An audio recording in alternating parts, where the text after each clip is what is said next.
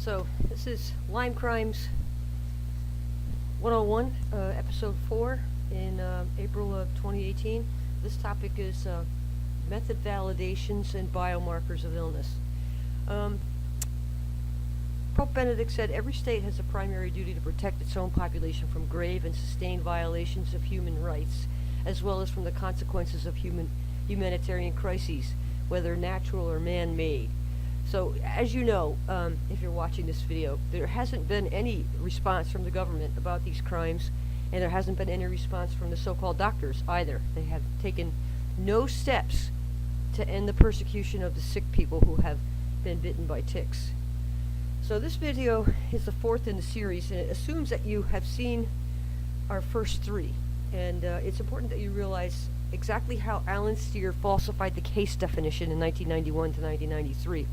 And that the person who ran the Dearborn Conference, CDC officer Barbara Johnson, applied for 5 patents with SmithKline in Europe before the Dearborn event happened. And as you've seen from previous videos, you can't sell a vaccine candidate that is a fungal triacylipopeptide, because those are the complete opposite of vaccines for humans. They instead cause immunosuppression, tolerance, and cross-tolerance, and an AIDS-like outcome. Barbara Johnson ran the Dearborn stunt, but you can download the full Dearborn booklet as we have it on my website, Dearborn _ PDF, and see for yourselves that it, at the very least, besides the fraud that went into it, was not a consensus conference. Meanwhile, the laboratories that participated in the Dearborn event were invited to, quote, participate in the proceedings. So they were led to believe that this was going to be a conference on the standardization of the method and was not going to be about interpretation of Western blots for a case definition. So you want to take a look at that for yourselves. Truthcures.org is our website. This is the first video done by Bo Reliosis or Laura Hovind in 2016. That's the background one. The second one is one we did in early April 2018. Who among the Lyme criminals, and it's just about all of them, have published that OSPE, or the fungal triacylipopeptides of Borrelia, could never have been vaccines because they cause immunosuppression and tolerance and cross-tolerance to other antigen pathogen types, such as typical bacteria that bear lipopolysaccharide, or LPS, and viruses. The third movie is called Crime Disease: A Dissection, and it's really about the politics of the so-called tick-borne disease working group that put out by the HHS.gov, which is a complete farce. But in it, you'll catch Ben Beard of the CDC restating that in order to qualify a test kit for Lyme, it has to be compared to the previous bogus one, the Dearborn one, and what he calls is well-characterized sera, which is impossible for a disease that's characterized by immunosuppression in the most part. So this particular video is going to talk about how you validate an analytical method, and also biomarkers of central nervous system disease in Lyme.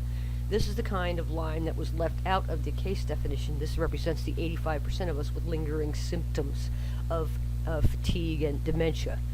So to begin with, just go ahead on your own and Google FDA method validations to find out that that's a thing.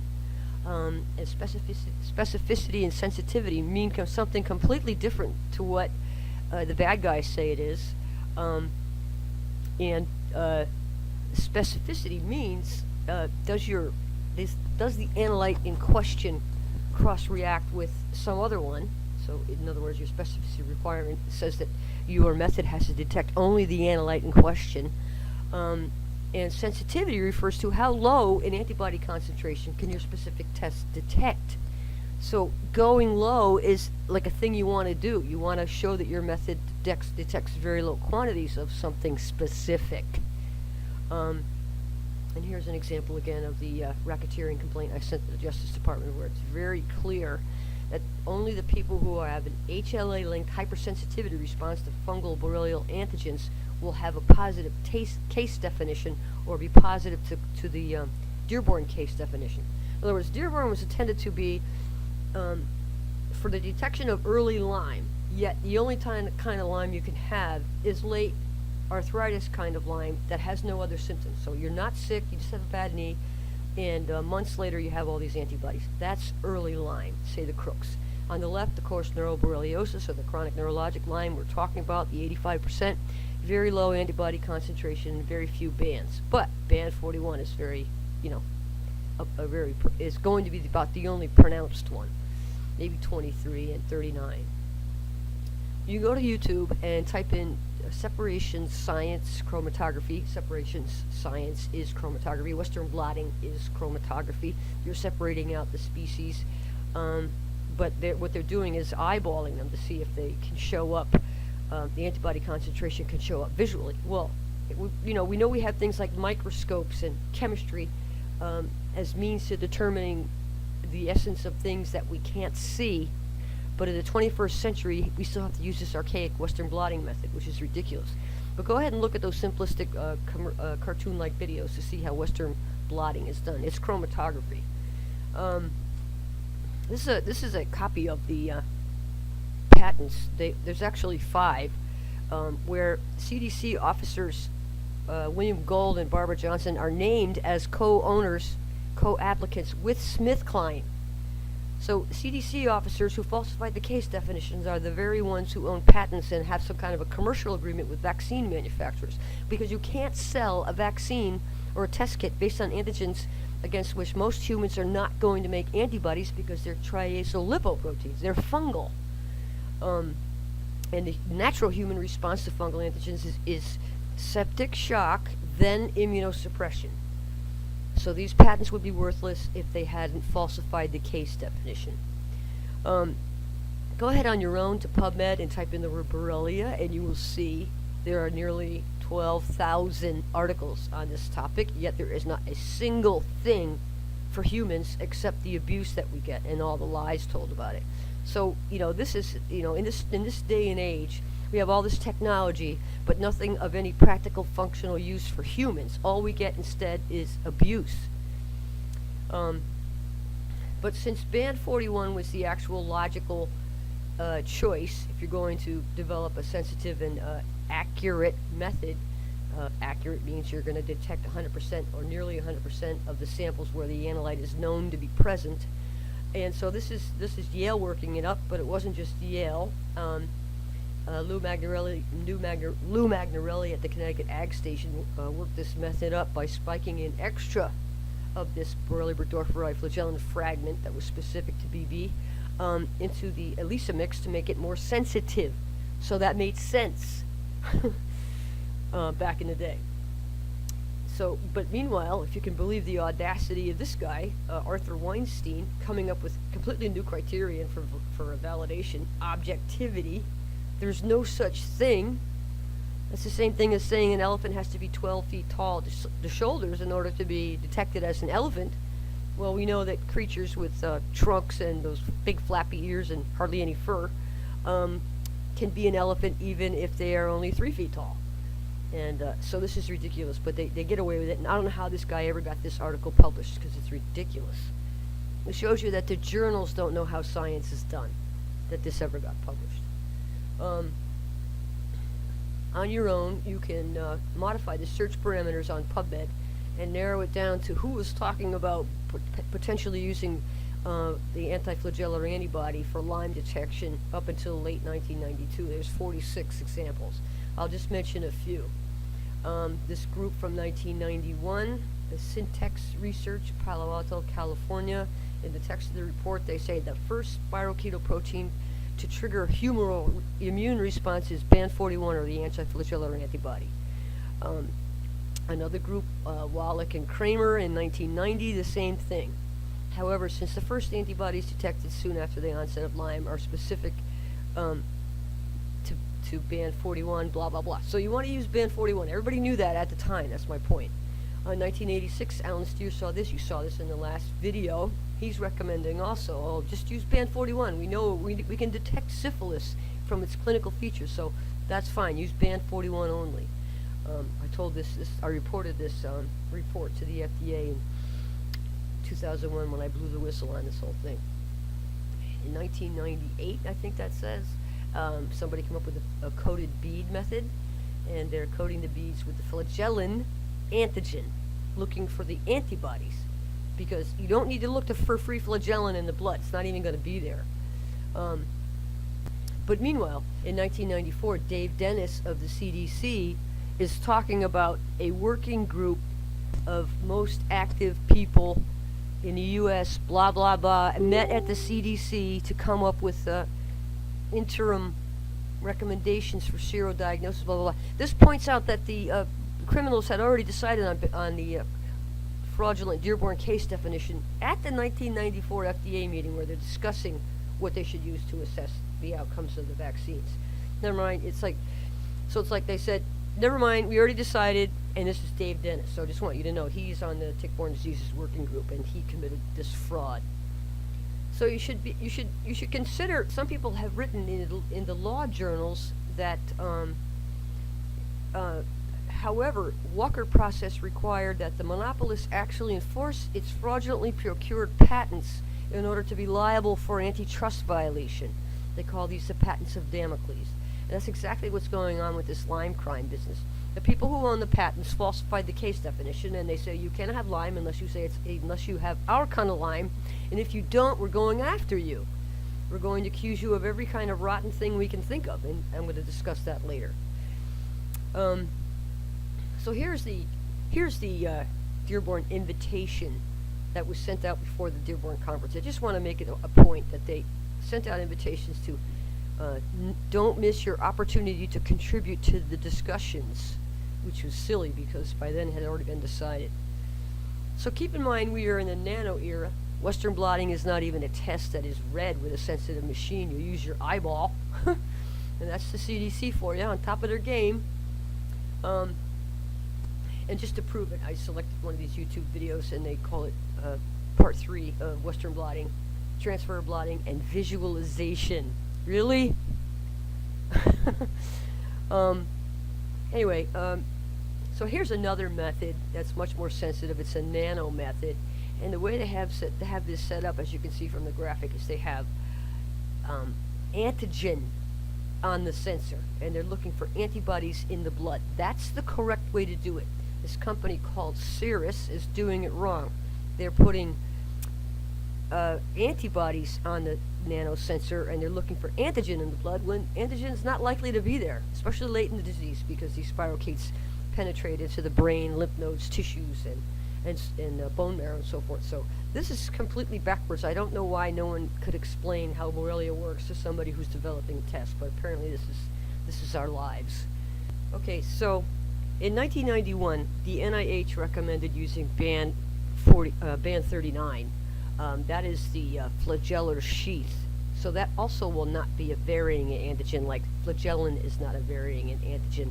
So you would have to use something like that.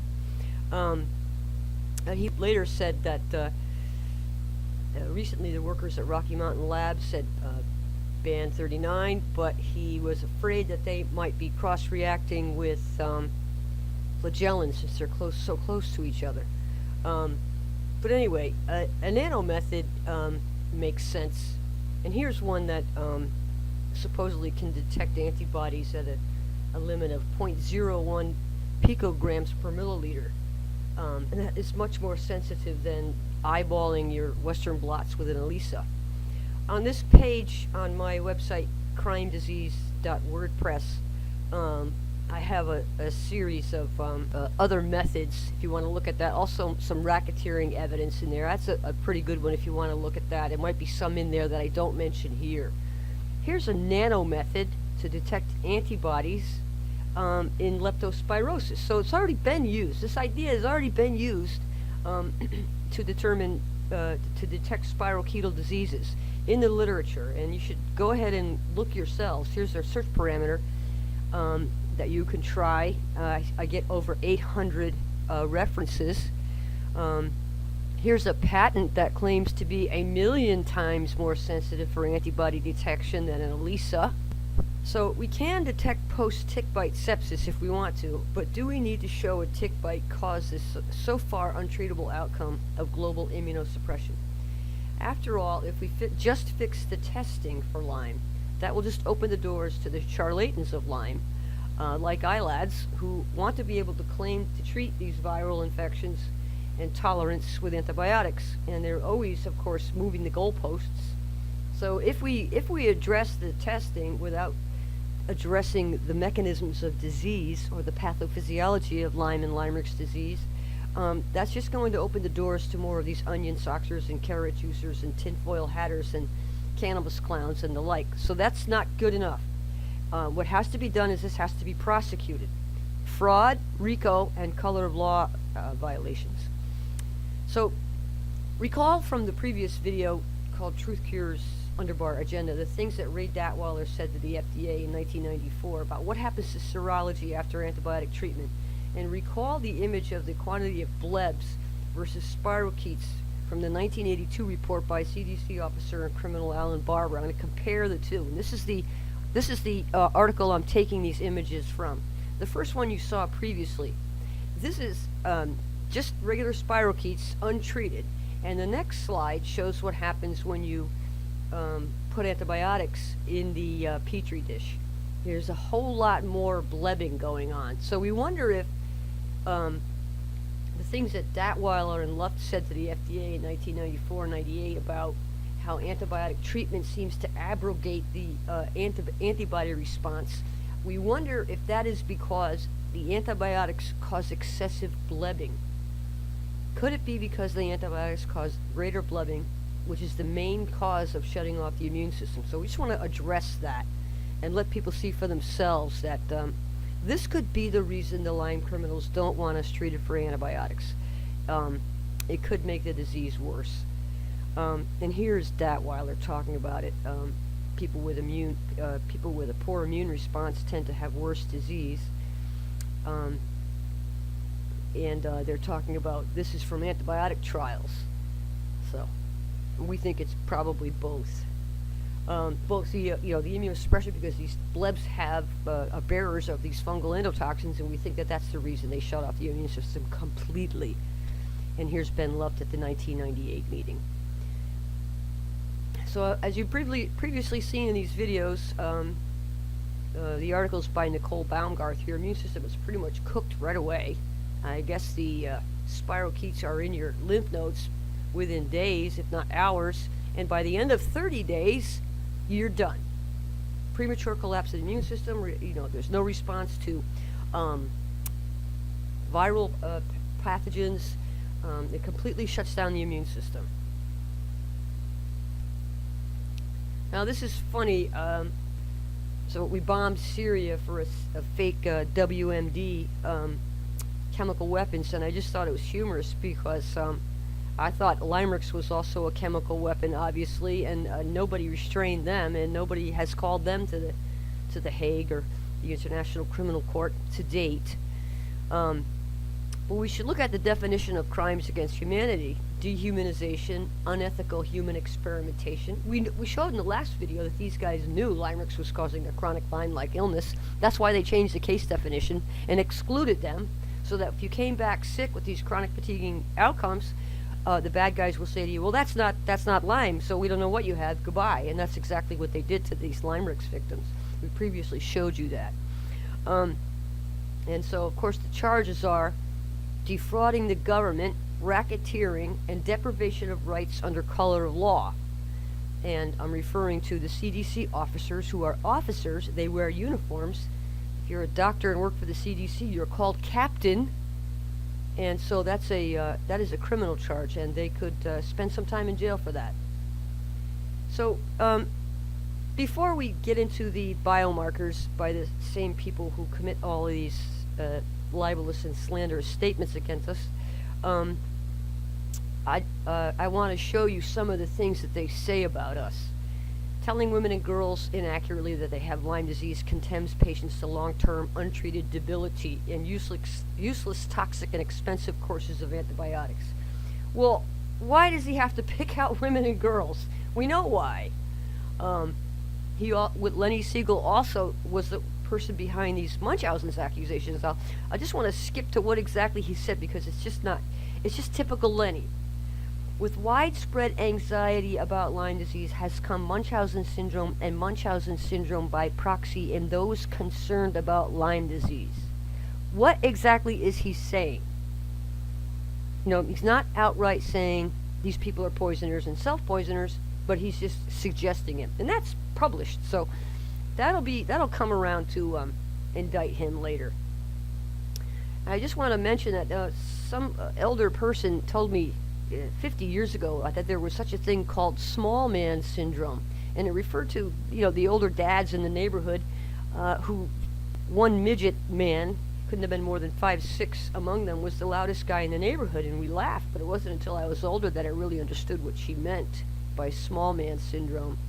We do have to understand the psychology of being so misogynistic towards women. Everybody has known all throughout history that whenever there's an epidemic, it's always the children and the old people who go first, and next it's the young women. Because if you consider that Lyme is a post-sepsis syndrome, and so is myalgic encephalomyelitis or chronic fatigue syndrome or fibromyalgia, the people who have a lower body mass, less muscle, less bone, smaller, shorter, smaller organs, are going to be more susceptible to a sepsis attack. A large man with large organs is not probably going to suffer the devastation of sepsis because there's simply more of him. But Lenny Siegel was one of the vaccine trial administrators who never reported the neurological events to the FDA, and I just want to point out that this is among his crimes. He reported that this vaccine was 92% safe and efficacious. But later, he reported with Dave Persing that he could not actually read his Western blots in the vaccine trial. So while both vaccine manufacturers claim they use a Dearborn method to detect Lyme, here's Lenny Siegel saying 2 years later, actually, we had no idea if Lymerix or the recombinant OspA vaccines prevented Lyme. And he published that in its own journal. The manufacturer of the only currently FDA-approved and released recombinant OspA Lyme vaccine has suggested that vaccination does not interfere with the serological evaluation of Lyme in vaccine recipients, a statement that is not supported by the data here. So Lenny Siegel is saying that he, as a vaccine trial administrator, showed that Lymerix was, or the other Immulyme was 92% safe and efficacious, and later he reported in its own journal that actually we had no idea whether or not the OspA vaccines prevented Lyme because we couldn't read the Western blots. And Arthur Weinstein, by the way, was the guy in charge of data safety monitoring for that vaccine. So he never looked at any of the data. I don't know why he was paid, because if he didn't report that, hey, we can't read our Western blots due to all the smudging, then what did he do there? Did he take any money from them for this job? He doesn't know what he's talking about. Lyme Anxiety by Eugene Shapiro. The degree of anxiety about Lyme disease that many people have doesn't appear to be justified given the positive long-term outcomes, blah, blah, blah. This is another derogatory, slanderous word usage by someone who doesn't even have a science undergraduate degree. His undergraduate degree is in English literature. He has no qualifications to be speaking about Lyme or any infectious diseases. This was from the last video I did, and thankfully I have all the names in it now. I had crossed them out before, I think. Our Water, Dowell is not a criminal. Our Water, Halperin, McSwegan, Nadelman, Susan O'Connell in the UK, Eugene Shapiro, Sood, Steer, Weinstein, and Wormser. So these guys in 2011 are accusing us of that the advocacy for Lyme disease poses a threat to public health. In other words, they're calling us terrorists to be calling them criminals when they've already been sued for antitrust twice. And their vaccine is gone. So, anybody with a brain in their head would wonder, what is this all about? Here we see Robert Schoen, who you've seen from the previous videos that we've done, the number of different kinds of crimes he committed, particularly about telling doctors not to report their neurological adverse events to Lymerix, and that if you do have to have blood testing done, please send it to one of the RICO labs. That was the first video we did. While it's especially important at this time of year to be aware of the warning signs of the disease, a skin rash, tick bite, headache, fatigue, fever, Lyme paranoia, as I call it, is unwarranted. Many patients come in with relatively non-specific symptoms. Well, headache, fever, fatigue, and pain is non-specific. They're not clinical signs. Maybe fever you can diagnose, but the rest are subjective complaints. Yet these guys are the very ones who identified the biological markers of central nervous system disease. So that's very dishonest reporting. Speaking of dishonest reporting, in the next one, this is from Stalking Steer in the New York Times Magazine by David Gran. And by the way, I met with David Gran in person in Albany in May or June of 2001 when we were at a protest at the Legislative Office Building in Albany. You know, here we are in Albany protesting, lobbying, trying to get these guys busted, or at least have the legislators look at the things that they've done. And and this was 5 months after I blew the whistle, so obviously I knew what happened at Dearborn, and I knew about how the vaccine was causing adverse neurological events, and that it was at least partly due to the immunosuppression. And David Gran never mentioned this. Yet here's Alan Steer telling David Gran about how these patients, and he's diagnosing this lady without even having met her, as having some psychiatric illness. In other words, here he is once again saying, if you don't have bad knee Lyme, you're crazy. Yet he's a participant here in this series that you're going to see next, where he reveals that there are valid biomarkers of central nervous system disease. So it's these same guys who committed all this slander and libel who are responsible for identifying the scientifically valid biomarkers of central nervous system disease. And of course, they threw that case definition out because it was caused by Lymerix-2. That Lymerix causes an AIDS-like outcome. And it's the secondary opportunistics that are responsible for all the ongoing illness signs. And you can't really identify them because they're central nervous system signs. And fatigue. How can you diagnose fatigue clinically, or by just sitting in the doctor's office? You can't. So on the Truth Cure's website, you can find this particular charge sheet that I'm taking samples out of. The first one is by Robert Schoen, where he's talking about finding glial fibrillary acidic protein in the spinal fluid of chronic neurologic Lyme victims. That would be a scientifically valid biomarker of disease.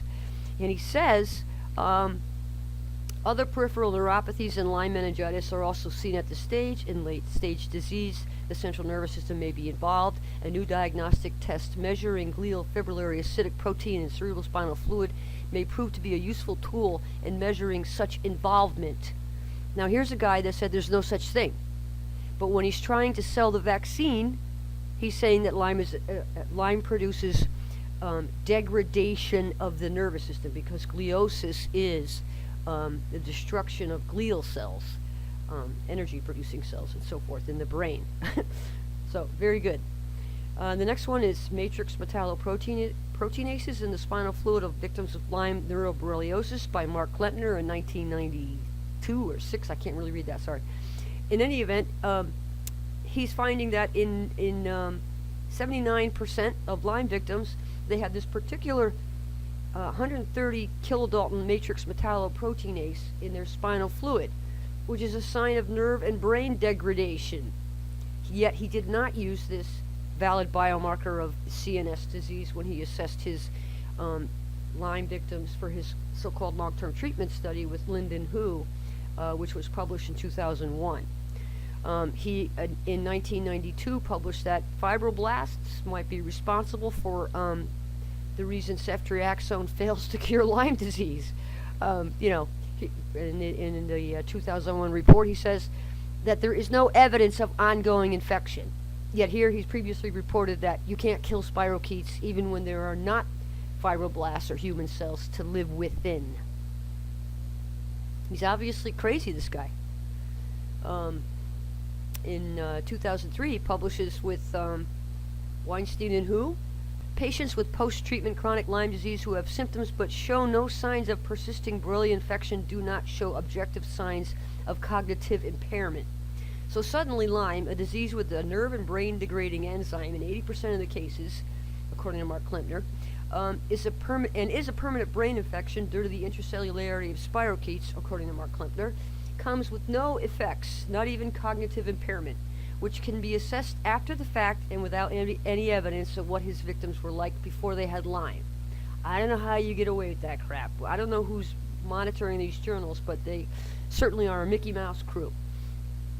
And here's Lenny Siegel talking about a monoclonal antibody to flagellin modifies neuroblastoma cell neuritogenesis in vitro, a possible role for autoimmunity in a neuropathy of Lyme. Remember, Lyme doesn't have neuropathy, it just is a bad knee. And here's Lenny Siegel, a Munchmeister, talking about a cross-reacting antibody to flagellin to human other nerve tissue could potentially cause neurologic disease. That's hard to imagine that they could say this crap. On the one hand, Lyme doesn't cause anything, and they're Munchmeisters, and they're poisoning their children, and don't give antibiotics to Lyme victims because they don't have a real disease, they're just crazy, and throw them in jail, and so on. And yet he's identifying one of the biomarkers. The role of catastrophizing in the pain and depression of women with fibromyalgia. Here again, Lenny with the women thing. He has previously said that Lyme can be mistaken for fibromyalgia, and everybody knows fibromyalgia is thought to be a mental illness. In fact, a doctor told me this in Norwich, Connecticut. Nobody believes that fibromyalgia or chronic fatigue syndrome are real. They think they're mental disorders. So I just wonder, did he, before diagnosing these women with exaggerating their pain, did he check for any of these anti-flagellin, anti-nerve antibodies? Did he do any valid diagnoses? No, of course not. That wouldn't satisfy his need to put women down. And yet here's Lenny Siegel again, being the discoverer of changes to the quantitative electroencephalograms in patients with Lyme disease. So, again, that's not a clinical sign. You can't see that with your eyeballs. Yet these guys claim the only way you can have Lyme is if you have loud, obvious clinical symptoms, like a bad knee. Alan Steer and Steve Schutzer's book, you saw it the last time in the last video. In Stephen Schutzer's book in 1992, Molecular and Immunological Approaches to Lyme Disease, that was published in 1992, Lenny Siegel says that the cytokines might be involved in the sleep disorder seen in fibromyalgia. So, can you see a cytokine? With your eyeballs? These guys are nuts. Here is J.J. Halperin, another Lyme crook who bashes us and committed other crimes, talking about the excitotoxin quinolinic acid in the spinal fluid, again, which would not be an objective sign. Alan Steer talking about reversible cerebral hypoperfusion in the Lyme encephalopathy. That's decreased blood pressure and blood flow to the brain that you measure with a SPECT scan. You don't measure that with an MRI. This is not MS. This is not MS is an HLA-linked hypersensitivity response to probably the herpes viruses, and they show up with little scars on your brain with an MRI, but that doesn't typically happen in people who don't have the HLAs for an autoimmune disease. Instead, they have all these detectable signs of brain dysfunction and brain and nerve degradation. And Alan Steer is an author of many such pathological studies. You saw one from the last movie. Diffuse visceral involvement in this acute stage mimics infectious mononucleosis or disseminated viral syndromes. This is from tissue pathology, okay? You can't really see tissue pathology without a microscope, which means it's not a loud clinical sign or objective. These plasma precursor cells appear large, tumor-like, and resemble Reed-Sternberg cells, which are Epstein-Barr transformed cells. So you saw that in the last movie. This is by Alan Steer. J.J. Halperin published a study showing that there's a significant relationship between immunologic reactivity against Lyme spirochete in patients with ALS. Later he said there's no such thing, but here are the blots. The blots look very faint like a neurologic Lyme person, and that would suggest to me that there might be some other pathogen there that we've become tolerized to, or that were let in or reactivated by Lyme, by the immunosuppression of Lyme. Anyway, it's just interesting that he later says there's no such thing, as Lyme, and that you should follow the ITSA guidelines, which says that Lyme is not basically a disease at all. It's just a temporary autoimmune arthritis in a knee that doesn't come with any central nervous system or fatigue signs. So Senator Blumenthal, when he was the Connecticut Attorney General, sued it. So that was 2006. They came to the table in 2008 after the Under Our Skin movie, where Chris Newby captured Eugene Shapiro saying there's never been a documented case of congenital Lyme disease, yet Yale University reported at least 3 autopsies of dead Lyme babies where the spirochetes were present. I mean, it's not funny, but that's just that was what made the criminals decide to come to the table to some agreement with Senator Blumenthal. But in any event, one of their antics, and this was J.J. Halperin, was to do an end run around the subpoena for their self-indicting documentation, like you're seeing here, and tried to get some neurology group to agree with the ITSA guidelines. And this is the guy who shows low antibody profile in people that have ALS that is associated with a tick bite. It's amazing. This all brings us to the fact that psychiatry is not a scientifically valid medical practice, because if they're saying that we're crazy and that you can discover all these scientifically valid biomarkers of illness, then we can thank these criminal assholes for revealing that. The psychiatric terms are completely meaningless, and we should really thank them for revealing that fact, that psychiatry is not valid, as well as showing us that it's the vaccine viruses and the pediatric vaccines that are being reactivated, or even in their attenuated form, thank you, Paul Auerwater, cause the brain damage people cause autism. So it kind of backfired, I would say. The former director of the National Institute of Mental Health, Thomas Insel, quit after he said that psychiatry is bogus. He says it's not real. The weakness is its lack of validity. And then you can find more articles on the same topic, bashing psychiatry, even in their own journals, saying we need to throw out the DSM. This evidence points toward diagnostic-based frameworks for understanding and intervening in mental health difficulties being unable to either improve our scientific knowledge or improve outcomes in clinical practice. And then he says the DSM-5 should be abolished. That's important, because we're not the only ones saying so. Now you might find this humorous. There is a guideline on the treatment of patients with a medical delirium by the American Psychiatric Association. It's like 32 pages long, but the first 29 pages of it talk about how psychiatry is so important, and you need to be involved if the patient has delirium, and blah blah blah. And then on the final page it says the exact opposite. It says do not diagnose anything at psychiatric when there are valid signs of medical delirium present, completely negating the thing that it said before, the previous 29 pages. So in other words, it's malpractice not to perform any scientifically valid rule-outs. Yet the first 29 pages of this talks about how necessary psychiatry is.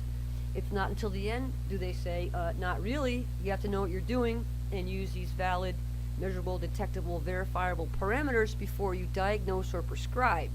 Genetic, organic, traumatic, and so forth. Compromise. After all, everyone has a mental disorder. For instance, lying, deceiving, and hypocrisy.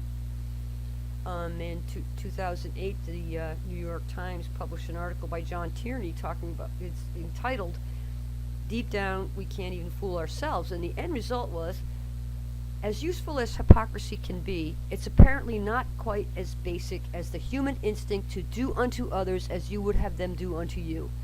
Your mind can justify double standards, but in your heart you know you're wrong.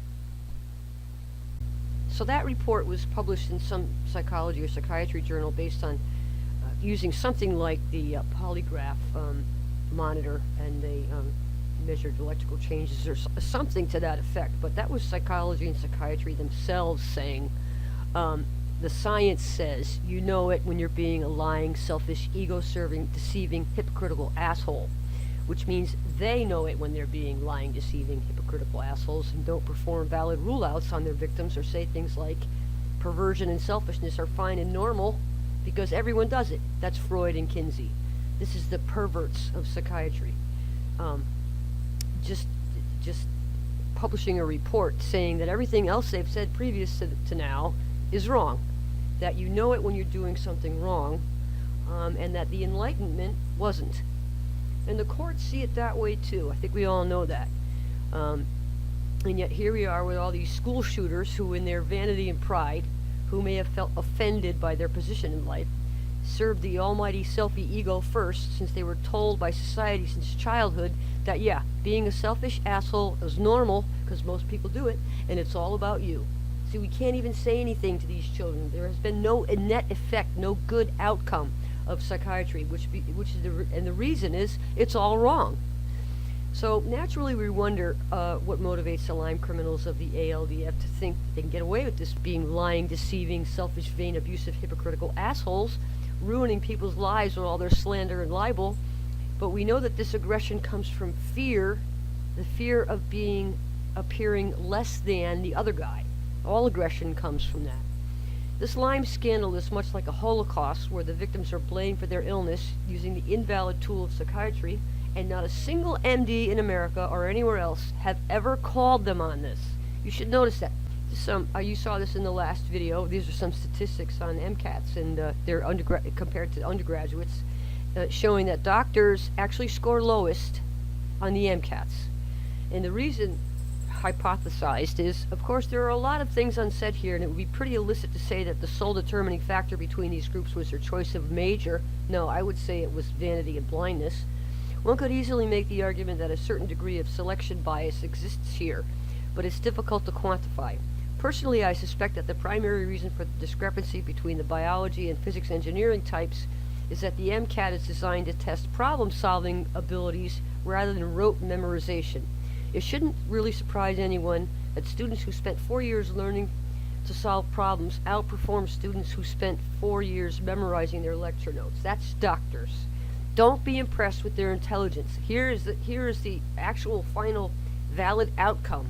They are not thinkers. And you have to wonder, why do they all stick together? They're like cops in that regard. They're like a brotherhood. They take care of themselves first. Common characteristics of such group are members' adherence to a consensual belief system, the maintenance of a high degree of social cohesiveness, and strong behavioral mores that enhance member behavior, and the recognition of members or group leaders as charismatic or divine. And you can do a search on PubMed to see if there's any characteristics in the nature of people who act like cult members, like MDs do, always protecting each other first. And in the first one there, that's purplish highlighted, it says, the vast majority of cults teach their followers that they are superior to non-cult members. This elitism gives people an us versus them sort of mindset. I think this describes MDs in general, because they take care of each other first. They don't think outside the box. You don't see them questioning any hypotheses. You've never seen a single MD ever call out the CDC or the ALDF over the falsified case definition for Lyme, or show that ospe was a fungal endotoxin and that was how Lyme and Limerick's cause disease. There's obviously something very wrong with their brains, and I think it needs to be examined, or else we can just replace them with little kiosks in Walmart, where you type in your symptom and it spits out a little ticket to take you to the next level, where you need a diagnostic test or another, because this has gone on for too long. This is the 21st century, and here we are sitting here, I don't know how many years since Polly Murray and Willy Burgdorfer discovered Lyme disease, and we have to watch this crap on the Tick-Borne Diseases Working Group, where Ben Beard is still saying that the well-characterized sera of Lyme is a bad knee. I mean, it's just ridiculous in the nano era.